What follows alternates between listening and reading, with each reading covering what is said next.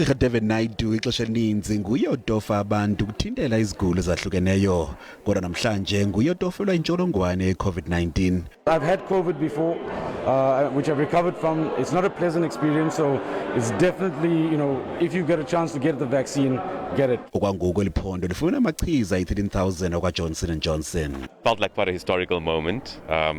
We've all given patients jabs at some points in our lives, but interesting to be on the other side of the chair or the table and to get quite a historical vaccine. If I'm protected, it will at least safeguard me and I can continue managing patients and rendering the service that we are supposed to be doing. Abezempilo lithi lifuna uyiqulunqa le nkqubo kwiveki ezimbini. Target yethu sifuna bape each iTygerberg neGroote yenza i500 ngosuku and then Khayelitsha yenza 100. Namhlanje Saturday, Sunday, izolo Saturday besisafocus kwi-private senza about 862 for izolo for i-private health.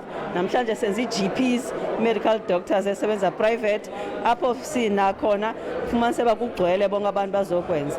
Abanye babasebenzi kwesibhedlele saseGroote but basakwazi ukulinda nabo bafumane elichiza. For me, it makes me feel good that to see all people are ready to take this. I'm also one of the people who are going to take this because we must take this.